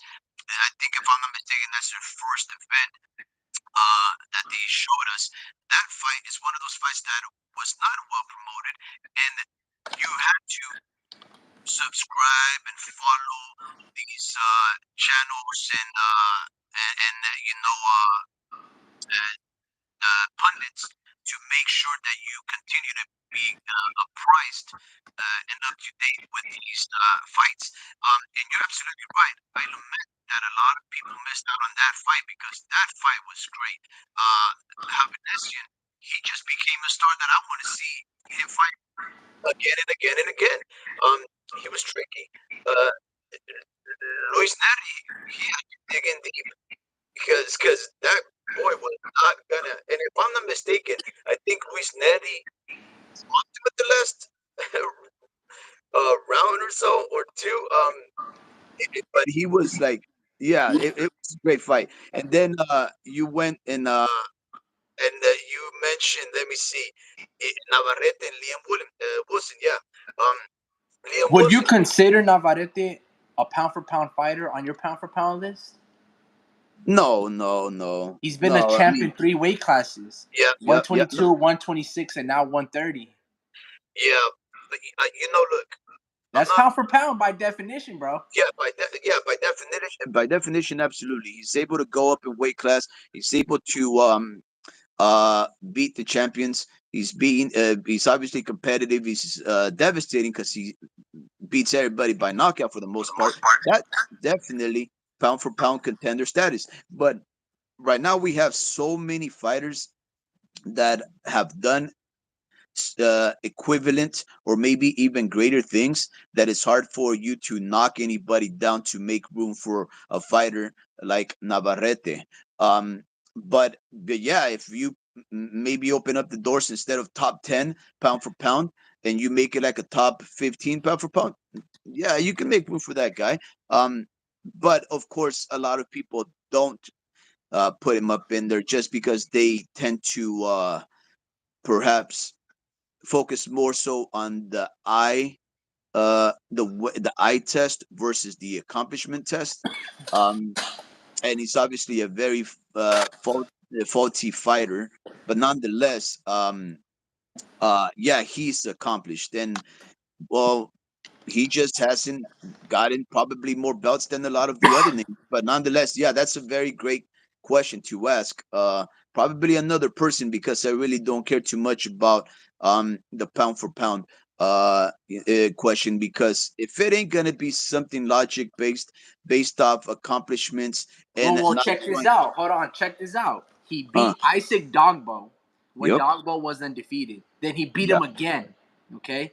Then he fought a lot of other good little fighters. Then he beat Ruben Villa, 18-0. Then he fought the Puerto Rican Christopher Diaz. And mind you, Christopher Diaz was giving him a good fight, probably winning that fight. And then he stops him. And then he fought Joet Gonzales, the same guy who's fighting Venado Lopez in September. And then he beat Eduardo Baez, a guy who was winning like all 5 rounds. And then he just got in 6 rounds and he just got hit with a body shot. Just one punch is all it took. He was boxing Navarrete. And then he just went up another division. And, well, I thought they robbed Liam Wilson in the sense that when he dropped Navarrete, whoever, I don't know if it was Jack Reese or that referee, gave Navarrete like 15, 20 seconds to recover. wow, and that was a little shameful. yeah, It's like, walk over here something to like this that. corner. And then Navarrete struggling. Walk over here to this corner. He's hella struggling. And then walk to me. Do you want to continue? It was an extra 10 seconds. And then by then he was able to survive and recover. And now he's fighting Oscar Valdez. So if he beats Oscar Valdez, and for all the people that are revered and push a Kurt Stevenson up there, you got to add Navarrete, bro. Like, you have to. This dude is a But knockout artist, and yeah, he's fought incredible competition. yeah. You know what? If I'm not mistaken, there was other controversy on that Navarrete fight. If I'm not mistaken, I don't even think he made the weight. I don't think he even made the weight. I think he had some. He looked sluggish. I think he came in heavy. Something like that. There's some stuff there that I remember that I was so disappointed in Navarrete's fighter because of the lack of dedication. I mean, we always know that he's never the most um, um fit fighter because he's always round in those spots you shouldn't be. Now, again, that doesn't matter. Um, as long as he gets the job done, even the fight that you were referring to, where he was down in the cards, and all of a sudden he ends up beating the guy. I value those things because the one thing I value the most in boxing, besides the underdog, is the puncher's chance. Right? That's the possibility that the incredible can happen. That's why I love this sport. Well, but I check this out though. Check this out. If Navarrete knocks out Valdez, Shakur didn't knock out Valdez. Like that is to this day Shakur's best fighter on his resume. Robson can say so as well, but he didn't even make weight or bother to make weight because he already moved up. All Shakur really has is Oscar Valdez. If Navarrete is able to knock out Valdez, which I don't think so. I think Valdez will win, probably by KO, something similar to Miguel Berchel. But if Navarrete lands one of them uppercuts and those flurries of combinations when he has you up against up against the ropes, bro, you got to replace Navarrete and you got to replace Shakur and submit Navarrete in your pound for pound list. Because that just lets you know, like, yeah, sure, I might be flawed, but I'm doing the proper steps and knocking these dudes out. Yep. There's nothing more definitive than knocking him out because Shakur, all he did was outbox him. Now, he outboxed him like a wide margin, but now Oscar Valdez showed a lot of crafty movement and moves that I've never seen before. Yep. But yeah, Navarrete, man, he's a sleeper. He's a sleeper. Yeah, he is. Yeah, he is. And but again, I don't like to like for example, I don't like to um condition any of my arguments so that in one sense I will accredit a fighter for X thing he's done and not accredit another fighter for another X thing he's done. Like for example, Shakur Stevens, whether he's stopping these guys or not, uh, he's still uh, triumphant, and that's what matters to me. Dominant is another thing. If you can be triumphant and dominant, that's good. If you can be triumphant and um, uh, clearly destructive, like by via way of knockout, even better. But if you don't knock out a fighter, I'm okay with that. I want you to, and if you can, I'll love you for it. But if you don't do it, I'm not going to discredit you or call you a pillow fisted fighter or whatnot, because what matters is that you win. Now, I want you to win like a valiant warrior uh, that not only thinks about your victory and but the acclaim and the appreciation that only the fans will show you by exposing yourself to harm and the perpetuation of harm to your foes. But with that said, I will not discredit somebody like, let's say, Shakur, or even, as a matter of fact, Devin Haney, who takes a lot of crap from a lot of people because they say that he's a pillow fisted fighter. And I say, if he's a pillow fisted fighter and he's just beating people by uh, his jab and his speed and his movement and otherwise, then that just comes to show that he's beating the odds all the time. Because if he's across a fighter that can knock him out at any point because the other guy has power and he's chinny, because a lot of people have also said he's chinny, the fact that he's overcoming the chin and the lack of power, that's something commendable in my book. Um, now, uh, Haney, in my book, he is a pound for pound fighter. Lomachenko is, by the way, my current favorite fighter. For me to say that Haney beat him, uh, I would never say that because I do think Lomachenko beat him clearly by 2 rounds, maybe three, maybe one, but clearly one. Um, but Devin Haney fought one of the best southpaws in all of boxing history in my book, besides Manny Pacquiao and Usyk and Marvin Hagler. Uh, and Lomachenko is one of the most accomplished fighters in the sport of all time, especially if you consider um, his record as an amateur and the maneuvering as a three-weight division champion in the shortest time frame of all. Um, I would say he fought one of the toughest, craftiest, most experienced fighters in the world, even though Devin Haney has had lack of experience fighting southpaws. In fact, the only southpaw, because one time I had to go through his record, the only southpaw that I think he fought most recently was Jojo Diaz, who is a good contender, three-time champion, good guy. Tough test for anybody. We just saw that a couple of maybe like a month ago. Who he made what's his name? Good fighter. He was coming in there to win it, and I actually thought Jojo Diaz was put in there to make this guy a name for Golden Boy. He went over there and completely devastated his opponent, even though he was fighting like a 140 something at a crazy old catch weight or whatever, and he looked so flabby at the gut. Nonetheless, he completely outclassed this fighter. And otherwise, Haney hasn't fought in southpaw and who knows when. And then with no tune-up or whatever, he goes and faces the best of them all. And he puts on a good display on how to do things right against the southpaw of the caliber of Vasil Lomachenko.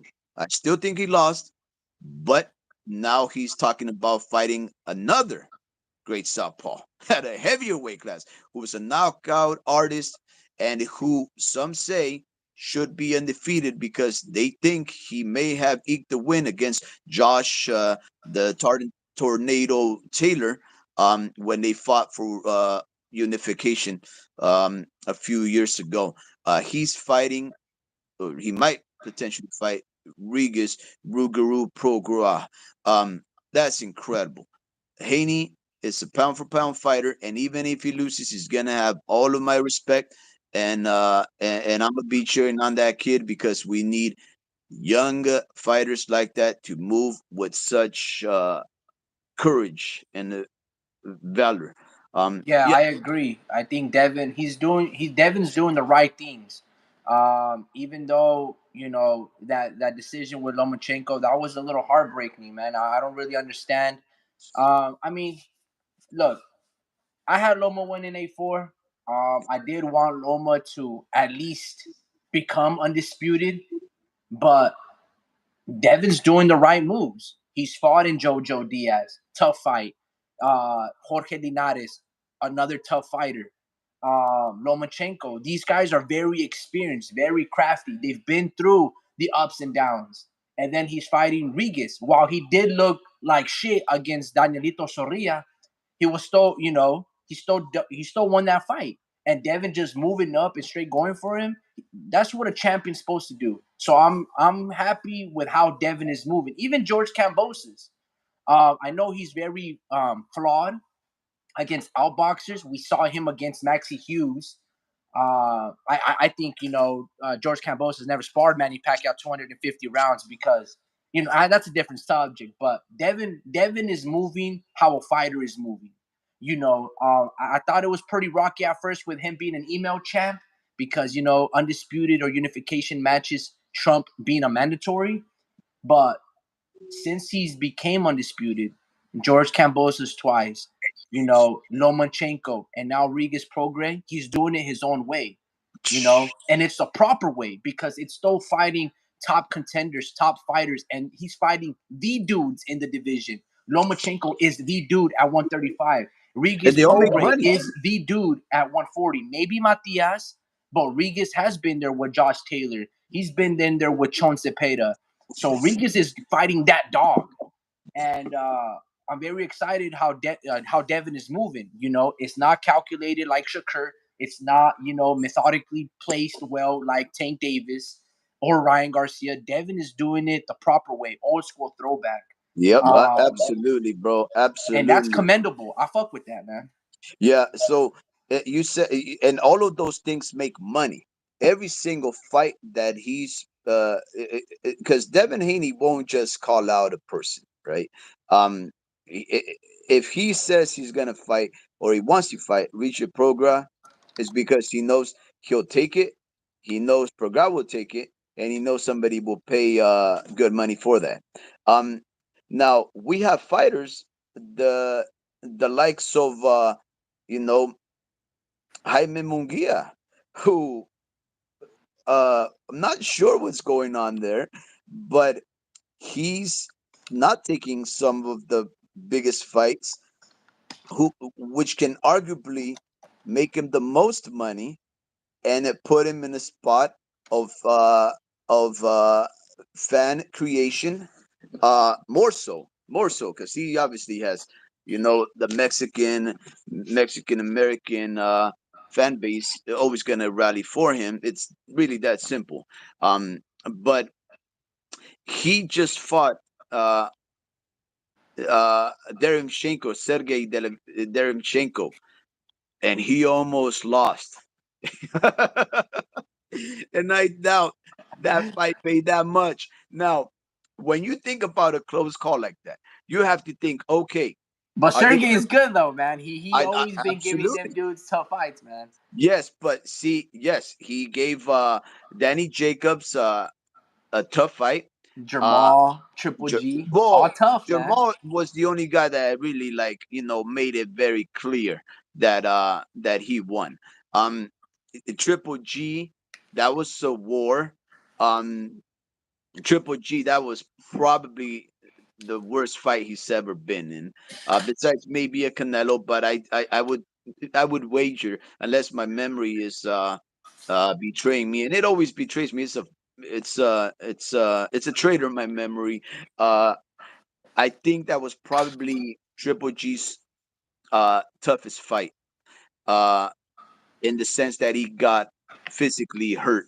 Um, but Yeah, them body shots were hurting him. yeah, and Sergey Deremchenko has always been a scrapper. He's always been a very tough fighter. God bless him. Uh, but he had just came back from being in a bloody war, if I'm not mistaken, with Charlo. And he just had lost like three in a row, or something like that. Correct me if I'm wrong. So Munguia thought he was taking on a weathered fighter who had probably been a bit worse for wear. Uh, and he said, "Okay, this fight is intriguing. He's got good names on his repertoire. It'll give me some name recognition for fighting this guy. I'll make some money and look good, beating somebody that Charlo dominated, and that he gave men the likes of Danny Jacobs and Triple G a good fight, and I'll make it look simple because I'm much younger and I'm much bigger and I'm rangier and I'll beat this guy." But uh, it almost backfired on him, and he almost lost for a pittance. Because I don't think much people would pay. I don't think Golden Boy paid Mungia top dollar to fight that guy. So what I'm saying is this: Devin Haney is taking on some of the toughest names, without nary a tune-up or a soft touch, and he's gonna get uh, proper recompense for maneuvering in that fashion. But yet Mungia might just go against somebody like, I don't know, who's at 168. Like, I don't know, who might just beat him and miss out on getting good money from it. So he should probably take somebody like Berlanga, who's hot. Um, maybe maybe David Benavides, who I think has called him out. he should take some of those fights for top price, in my opinion, before he loses. Um, or just there's a blueprint for it. His name is Devin Haney. Devin Haney, move like Devin Haney. Mungia, move like Devin Haney. Jermaine Ortiz, and Jermaine Ortiz is trying to move like Devin Haney. Move like Devin Haney. Move like Teofimo Lopez. Look at those tough fighters. Believe in yourself. Ask for big bucks, and us fans will love you for it, and will pay you for it. Uh, but if you don't, you might just lose for a pittance, a two pence. Yeah, no, I agree. Jaime, even though he's like 26 years old, he's not showing growth. I mean, this guy's almost at 50 total fights, and he's still getting hit, not just with a few punches. He's getting pieced apart. And he's got a lot of heart and a big ass chin. And I don't know. I don't know what it is. I don't think 168 is his weight class. I still feel that he should try to make 160. Um, yeah, but he's been there's a lot of exploits and the lack I of love. Yeah, yeah, yeah, sorry about that. yeah, and I just feel like Eric Morales hasn't really been able to psychologically tame Jaime and discipline him You enough. have that. Now, mind you, Sergey is a Exactly. very tough competitor. He's crafty. He's dirty. He leans Water. on you. He uses his head. He's got Water. great inside game. He's got all the tricks of the trade. Yeah. But Jaime Okay. has 30 more fights than Sergey. And yeah, Jaime has to really look to cash out on these punches and these fights, because if he doesn't really maximize his potential and he plays hardball with these guys saying I'm A side, he's gonna find himself getting beat by a Liam Wilson, or a Gary Spike O'Sullivan, some type of like of those fighters, and he's gonna lose all his momentum. A lot of people already think he's a little overrated, so he's really se tiene que poner las pilas, or else he's gonna come out short. And yeah, man, The Larry looks pretty Liston. ugly for him. I love Larry Liston. He's bringing up uh, a lot of good potential fights. He's bringing up a lot of fights that have been great this year. Right now, he's actually talking about the Mugia uh, cashing out against Berlanga because the styles would be fireworks. I agree. Mungia Yeah. does have a lack of defense, and in fact, there was a time. I'm not. Correct me if I'm wrong, but when he made his trainer said Arce, the legend, right? Um, I think it's who's his trainer? Morales. Morales. When Yeah, he made him Morales. his trainer, I especially the first 2-3 fights after he took him in his corner, he looked like he had way more potential, man. Like I saw more head movement, more creative punching, uh, more defense, believe it or not. And I'm not too sure if I still see that. Or maybe the level of competition, as soon as it tends to become a little um, more uh, outside of his tendency to fight softer fights, then it just goes out the window, his defense. But yeah, I agree. As far as a cash out, I always think that a cash out is when you're saying, okay, you know what, this is the fight that's just gonna like, okay, if I lose, this might just be it for me. So let me ask the most money and just go for broke. I don't know if Berlanga would be the cash out because Berlanga has flaws of his own, very exploitable flaws of his own. Now, I don't think Mungia would be the guy to necessarily uh, exploit those flaws, um, but I do believe that the flaws of both men would expose them to a lot of good attacks from each other, and anything goes in that fight. In my opinion, I mean, I would have to favor Mungia just because of the experience. I mean, you can't get 40 or plus fights under your record and then not learn a thing or two. And Berlanga, Edgar Berlanga, he's pretty fresh. And the thing about Berlanga and maybe we can say the same thing about Munguia. I think I just did. Is that whenever you tend to step him up, he's looked worse for wear. Uh, he's had his own people. He's had his own Boricua people in New York silent from the decisions that favor him, and if I'm not mistaken, even some booing of his own people, which tends to make me think that people think he lost. Um, so, but I still want to watch that fight. Puerto Rico versus a Mexican.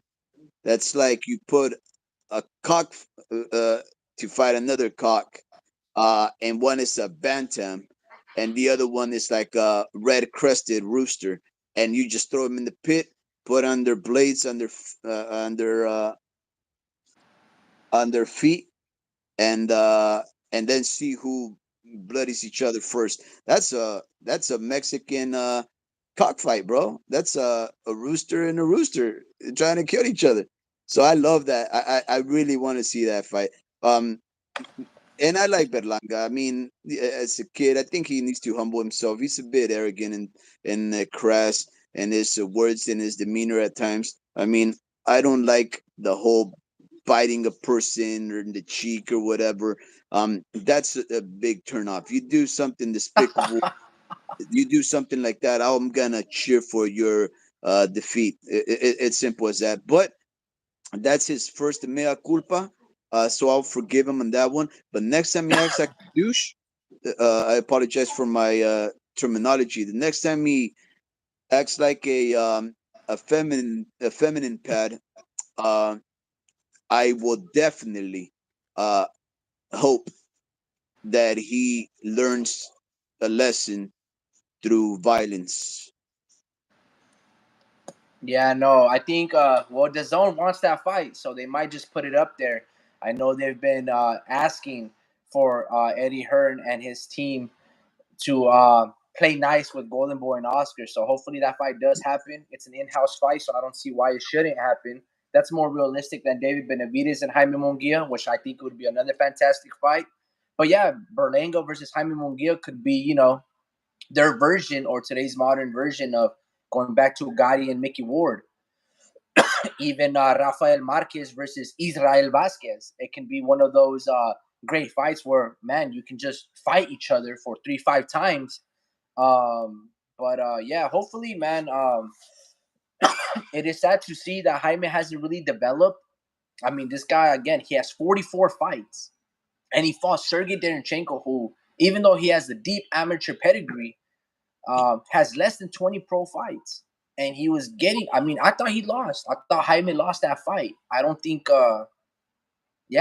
Jaime won more than 4 rounds.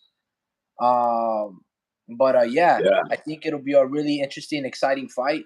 If it does happen, hopefully it happens later on this year. Hell, hopefully it happens on September 15th.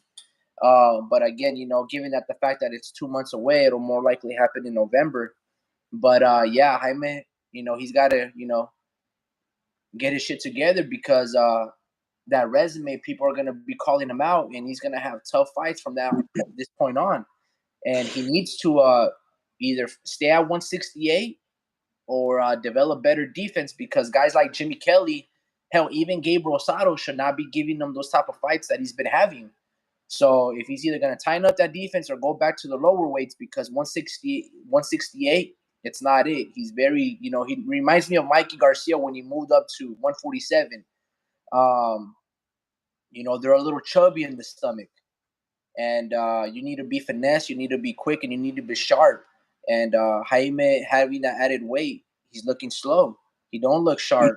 And these guys are gonna, you don't want a guy like Torino Johnson or the guy that Demetrius Andrade fought, and you don't want those guys to knock you out. But So yeah, if you saw it'll me, be very interesting.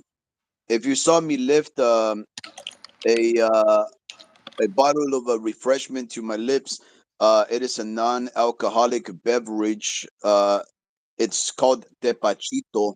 I do not drink alcohol, nor do partake in any kind of recreation through any type of intoxicants. I've done a lot of that in my past, though. But there's this thing called tepachito. Tepache is a type of fermented pineapple beverage from the nation state of Mexico, and it's very easy to make. You just chop up a couple of pineapple rinds, throw them in water, cover it up, leave it in the darkness, and throw some sugar up in there, and then it'll just start to ferment, similar to a kombucha type of beverage, and it's quite delicious. I've made it myself, but they're selling these at one of the local merchant stores that uh, that deal with what they call NOSH, natural, organic, uh, S or whatever, and H for healthy, whatever. And I just told my wife to go and pick me up some kombucha. And she said she didn't have that, so I'm taking something called a tepachito. And it's a guava cider beverage with other natural flavors, and it is quite delicious. So if you ever see a brand that named Tepachito, it is a non-alcoholic refreshment that sure pleases the palate. And from the fuzzy feeling in my stomach, it is probably also gonna be working well with my the good flora in my gut. Um, so going back, Hey, well, just letting you know, like in 3 minutes, I'm gonna end the live.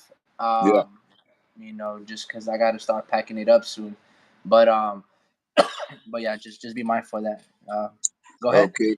Well, no, so yeah, this has been a very good conversation. I really do appreciate you having invited me to dialogue with you about all things boxing.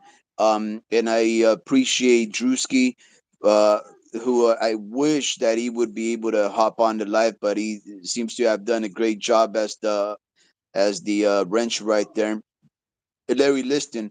Um, very people like Larry Liston make me happy to be a boxing fan because it shows that people do appreciate the sport. I am personally involved in the sport. My family has been involved in the sport for generations. My children are boxers. We never stream fights here. We pay for every single thing, and if we can't afford it, which has never happened, but if we can't afford it, we just forego watching it because we do respect the sacrifice of flesh and neuron that this sport requires of our pugilists. So, with that being said, every single thing that he mentioned in this live today was something that brought a smile to my face because he knows his boxing and he's watched a lot of great fights this year. This year was incredible. Last year was incredible. And I just hope it continues to be this way. I hope that we have another live pretty soon.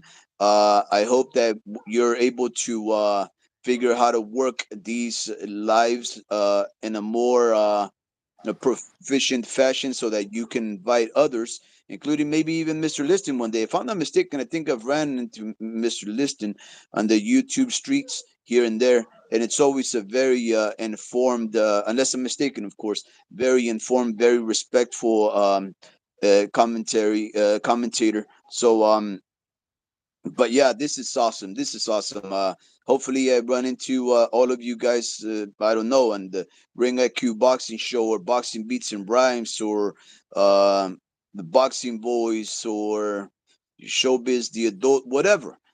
Maybe right here at the homie Ricky. And I doubt that I'll ever go live because I have a whole different vibe on my own.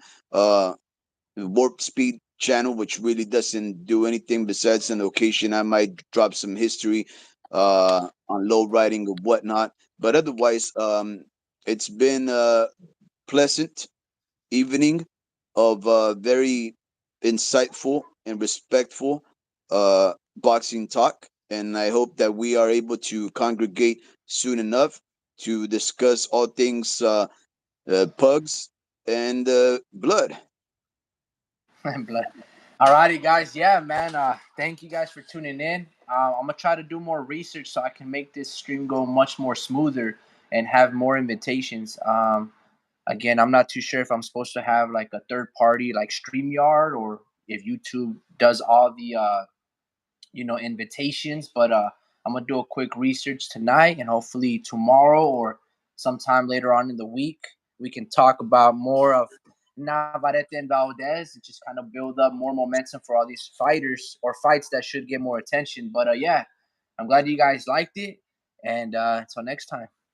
Okay, one last thing before Drewski again, Mr. Liston. I hope you have a wonderful even fall, or if it's morning where you're at, good morning over there. But maybe we should think about going live for one of these fights. Maybe just a old fashioned color commentary fight breakdown as the fights go on. That'd be fun too. I'm down for something like that. But yes, nonetheless, this was a very great time that I had. So thank you very much for the invitation, and have a wonderful and blessed day. You guys as well. Good night. Good night.